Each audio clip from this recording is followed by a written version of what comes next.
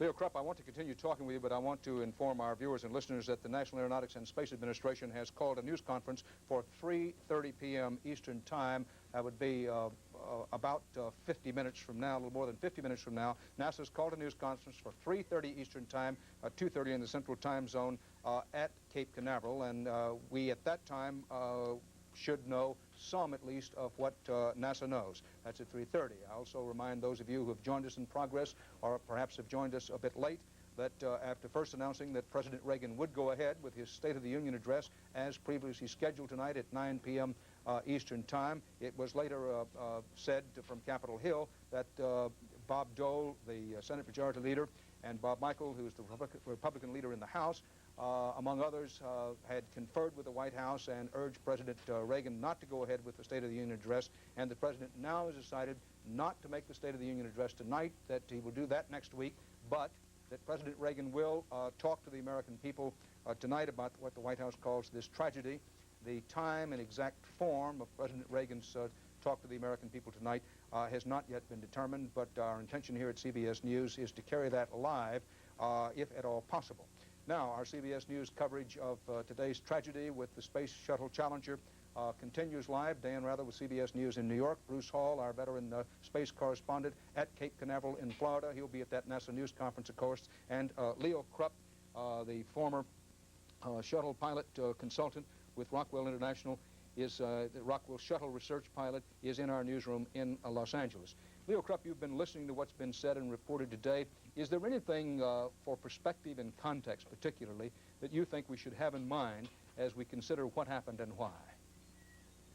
Well, I think anytime you have an accident like this, you have to wait for all the results to be looked at, all the telemetry data, and let NASA do their investigation and come up with a reason of why this happened and determine how to fix it.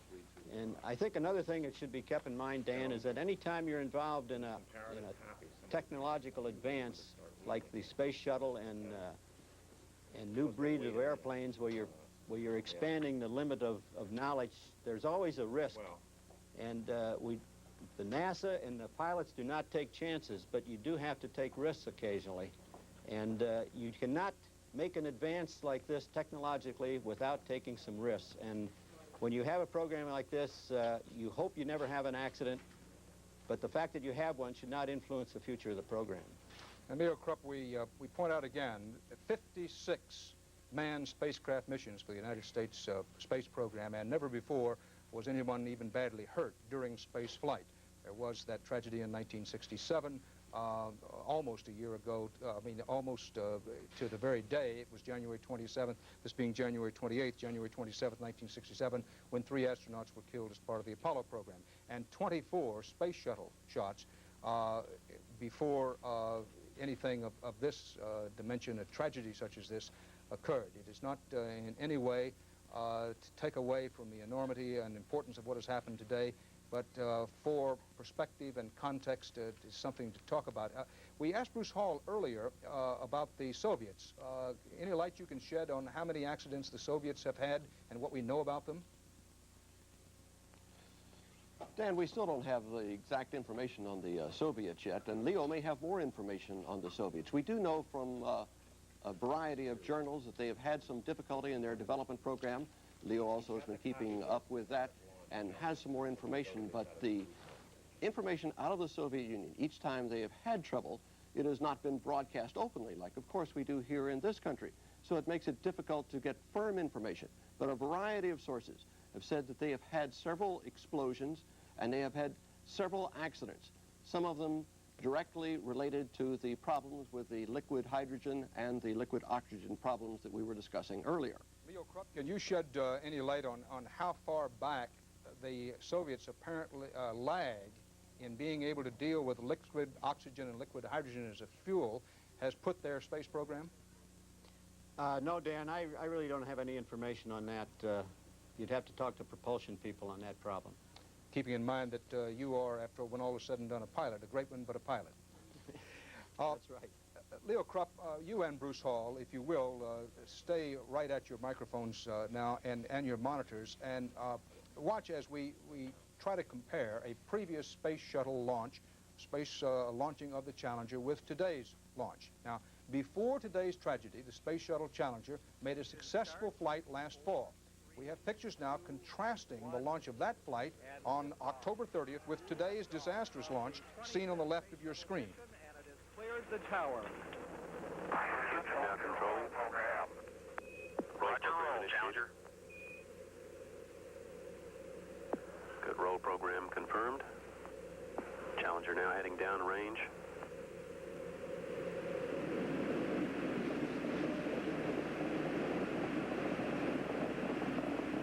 Engines beginning throttling down now at 94%.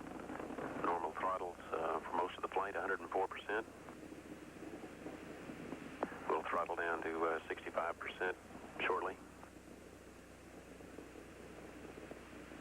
Engines at 65%, 3 engines running normally, 3 good fuel cells, 3 good APUs. Velocity 2,257 feet per second. Altitude 4.3 nautical miles, downrange distance 3 nautical miles.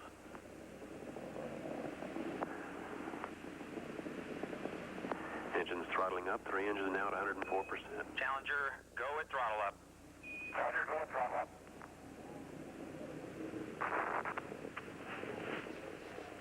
Now, as you can see, in today's launch, as compared with the successful launch on October 30th, there was an explosion, perhaps a small one first, it appeared to be, and then definitely the larger one. That explosion occurred about a minute and 12 seconds, 12 to 15 seconds into the launch. Now, in the successful launch seen on the right-hand side of your picture, on the successful launch, the booster rockets would not separate for perhaps another 50 seconds until the launch was more than 2 minutes into flight. That's when they were scheduled to separate.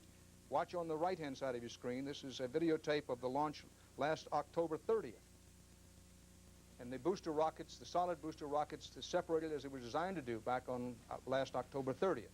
Remember that there are, Leo Krupp, there are 4 of these space shuttle vehicles. Is that correct? Yes. Yes, there are 4 of the space shuttle. The Challenger being just one. I wanted to double check that. The Challenger being just one. Now, the Challenger made that successful flight last October 30th, which you saw on the right-hand side of the screen in that split-screen comparison.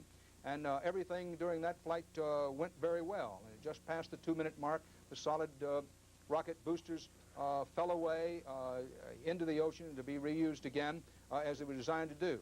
This morning, between 1 minute and 12 seconds and 1 minute and 15 seconds into the flight, before today's flight ever reached that stage, there was first what appeared to be a minor explosion down on what Leo Krupp thinks may have been, please mark the word may have been on the lower side of the left-hand solid rocket booster. Small flame indication there, maybe 1 or 2, and then the large explosion. So they never got to the point where the solid rocket boosters would fall away. The explosion entailed the entire Space Shuttle Challenger apparatus. The Space Shuttle itself, the huge tank of liquid oxygen and liquid hydrogen on which it basically rides, and the 2 solid rocket boosters, all intact at the moment of the explosion. Now, first of all, Leo Krupp, in that comparison of one launch, the successful launch on October 30th, and today's launch, did you learn anything from that tape, or were any questions popped up in your mind? Well, no, Dan. Unfortunately, the real shot that gives you a clue of what happens is when they switch from the tail shot over to the side shot, where you can see the side of the vehicle and see these little burn-throughs coming through. And on the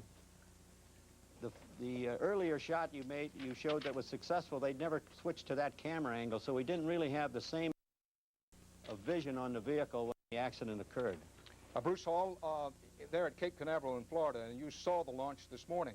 You had mentioned, and you've mentioned throughout our coverage, that to your eye and mind, based on previous space shots in which you've been involved, that you thought maybe this one this morning was slower, that it was slower getting off the pad, slower making its turn than it was before. In our comparison of the 2 launches, the successful one last October and the disastrous one this morning, did you see anything else that raised new questions in your mind? There are no new questions raised in mind. Actually, we compared the 2 tapes. It appeared to us by the naked eye as we were watching it that it was a slower liftoff. But when we compared the tapes, it appears that the liftoffs are quite similar, so that may have been just something some device from a trick of the eye. And also we are launching from a different pad, if you'll recall, this time 39B, which is a different pad from all of the other flights which have gone from 39A. In the comparisons, the trajectories were slightly different, so it was hard to make any exact comparison. But I can tell you now that one of the things that the NASA people are looking at, and I must emphasize are looking at because NASA has made no announcement, just prior to the time on the slow motion camera, when you saw the vapors that Leo have mentioned and you have mentioned, the fuel leak or vapors, whatever you want to call them, but you see the fuels, if we look at our model now, we're coming up on both at the near the bottom of the solid rocket boosters on both sides and also near the main tank, about a second or maybe a half second prior to the time you see the first ignition or some type of explosion. You see this vapor in the fuels. The NASA people want to look very closely at that.